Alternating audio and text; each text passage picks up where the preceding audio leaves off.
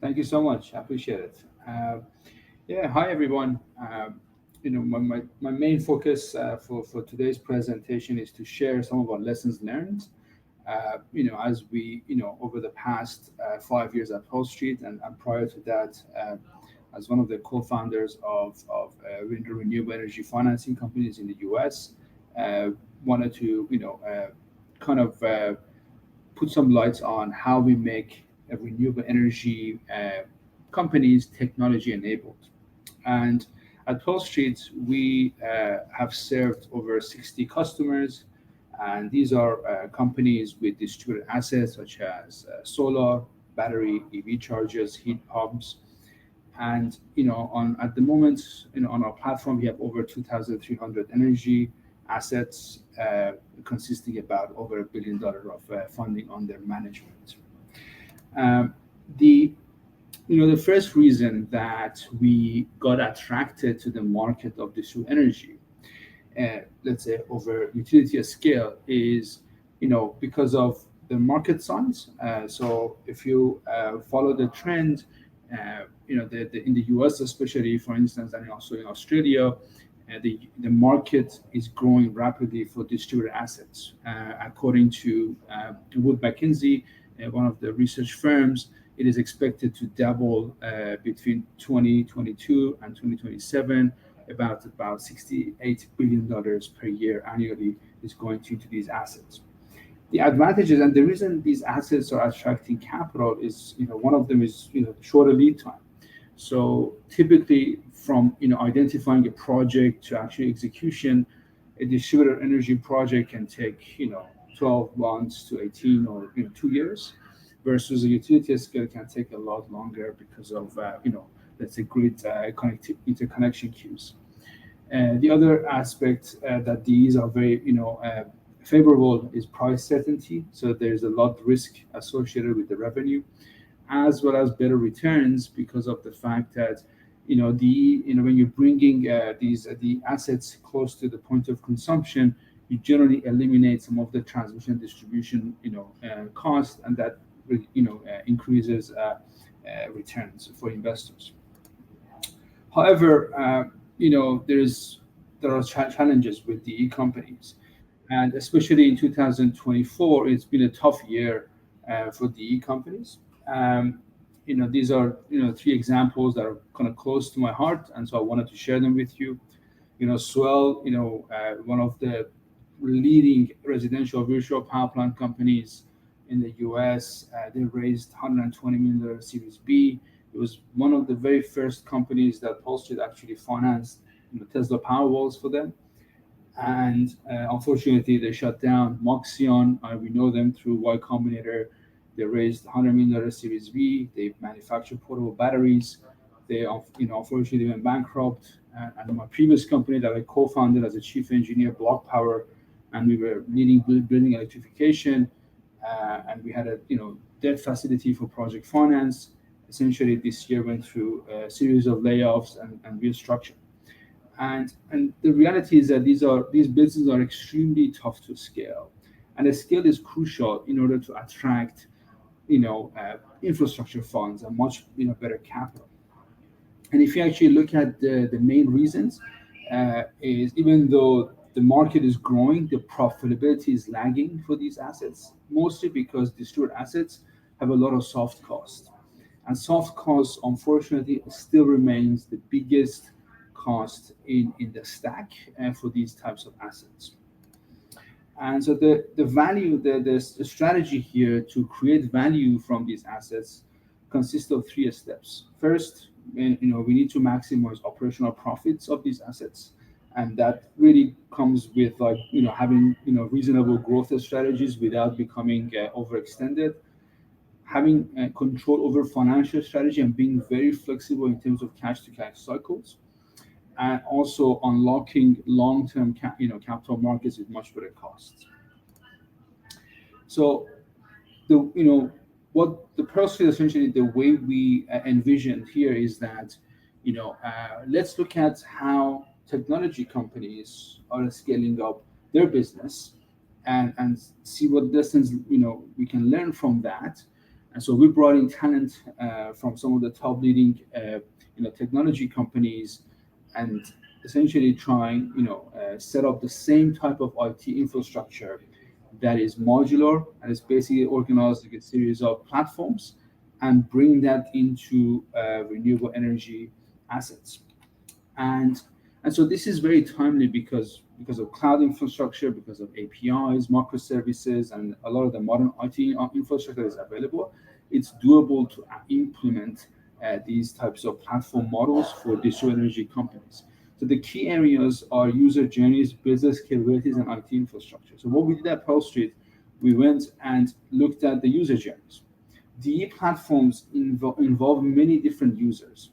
So this is like an example of a typical sort of DE platform that also participates in demand response. And so if you look at the developer as they do feasibility study, origination, and drawdown and to servicing, building owner has a set of experiences. EPC firms who implement these projects have a set of experiences, as well as the capital provider and utility. So there are so many different users with different journeys and experiences involved. And so it's very, as a tech company, it's very important for the companies really create the best experience for different stakeholders involved. And if you actually look at the business capabilities underneath it, it's very complex because the DE teams generally have to perform multiple interdependent functions: accounting, invoicing, payments, loan management, project management, underwriting. So there's a lot of complexity, and as a result, they have to add a lot of expertise in-house, and that increases, overheads, and which also makes scalability a lot more tougher, but also more critical to achieve. And and so here's an example, real life example that I want to share with you here. For instance, a lot of the teams that has a set of requirements, risk analysis, or sometimes it's called variance analysis. We want to know the difference between what we projected in terms of revenue versus what's actually being achieved. Project level assessment. Sometimes the data is available at a, let's say, accounting system or ERP system, at a legal entity or an asset code that you're reporting to an investor. But really, when you want to drill down into the site level, project level, that data is not granular. Or accounting, being able to do fast reconciliation without errors. If But when you look at these types of requirements and see where the data comes from, the data comes from many different sources. And generally, these companies use many different, what I call point solutions or software platforms to run specific tasks. But when it comes to actually data management and running these requirements, it becomes extremely tough. And these set of requirements are actually growing more and more as the business grows, with business models, funding structures, asset types. And so that becomes a lot more crucial and more tougher.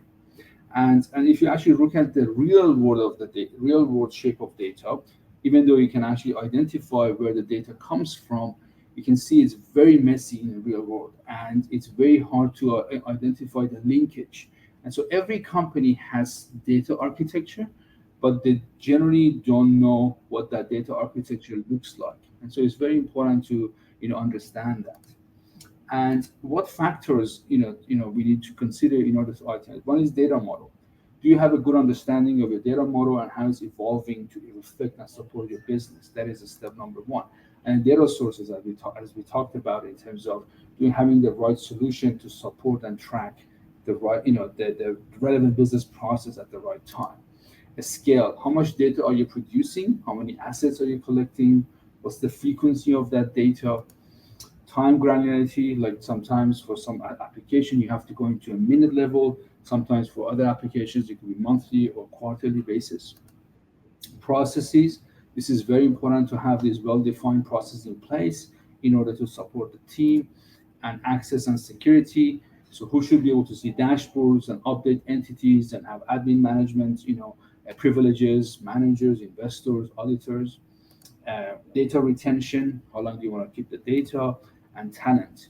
Do you have the right data engineers, enough experience to actually help you with some of those aspects? And what we have over time, working with many companies in the DES space, was that obviously by doing the ones that started that process. It got better and better over time. You got to start small. Doesn't have to be like, a complete overhaul of the entire IT infrastructure. It could be even starting with Excel spreadsheets. Generally, that's a lot of the mess happens, and that becomes a very interesting sort of like, footprint of all the processes and applications that customers want to see. Needs some investments. It definitely can be expensive, and but doesn't have to be like, something out of ordinary. Uh, Not knowing is more expensive. Sometimes not being able to answer critical questions about your assets under management, for instance, can be a lot more expensive than building a data architecture. Uh, you may not need an ERP system. Sometimes a lot of customers think they probably need an ERP system. It doesn't. Sometimes customization actually can be a lot more expensive and inflexible for these ERP systems. We prefer generally a specific domain, specific tools that can be flexible and adaptive to the DE business models as opposed to the horizontal platforms, and also building an A team. Sometimes a small team of data engineer, financial analysts with a financial quality assurance would have a lot more impact than a specific software tools. Thank you so much for your attention. Happy to answer any questions.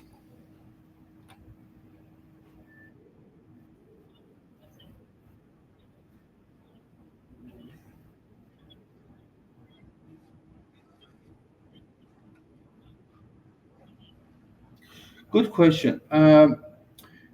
The the typical ones that we've seen is one is they for specific tools they go in house. They build something in house. For instance, one of our customers they have a very specific tool for billing for the usage of the energy assets. It's very unique to the business model because they essentially they build not the tenant, not the owner, but the tenant. In that case, they build something in house. The second strategy that we've seen is using horizontal platforms like Salesforce or NetSuite and customize it with consultants or using some sort of general business intelligence tools with consultants to adapt it. That's useful if the business is generally not growing and operationally almost looks like a corporate finance versus project finance. I would, that's doable. And then the third one is you go with like vertical tools and software, solutions with, specialized consultants who know the field, who understand the field. That's more appropriate if the business is growing and scaling, and you need very special tools to do that. That's wonderful. Another member of our audience asked, how can distributed energy financing companies effectively compete for tech talent? Yeah, so that's a good question because tech talent generally is motivated to work for tech companies where what they produce becomes a product that people use. And from my own experience, with different DE companies, uh, the challenge that we saw was if the tech team feels that they are essentially a back office IT and they're not really building a platform, they generally get demotivated. But also, if they are really focused on specific aspects of the business and building something that is being used as opposed to like being pushed around on different priorities at the time. These are some of the organizational sort of like challenges that we've seen in order for the companies attract talent from the tech companies. But by setting the right culture, but also the more the conversation around the mission of the company and how the product is unlocking capital and unlocking renewable energy assets to address climate change has also been very effective to address some of the best talents from some of the best tech companies we've seen. It's wonderful. Another attendee asked, what are the risks associated with adopting a tech company model in the DER sector? The risk, I think, is if you want to build everything in house, because if you build too much tech from a staffing and from product, generally what happens is that things tend to adds a lot of overheads, adds a lot of burn, and as a result, adds a lot of execution risk to the business. So having a tech team that is very lean and basically is more of an architecture and designer as opposed to army of software developers, I found it a lot more uh, beneficial for DE companies as opposed to trying to have the entire tech team in house. Sounds great. And then another question is more general. I guess just your thoughts. What keeps you up at night the most? uh, a lot of things. At this point, my biggest sort of concern is that how can we help the companies really get to, like, let's say 100 gigawatts of scale? Because if we get to that level of a scale, I think the companies can have massive opportunities ahead of us. I just feel like it's a great opportunity right now to do it. It's something that just needs to move fast, but at the same time without breaking stuff. Wonderful. Do you have any other lasting thoughts for the audience?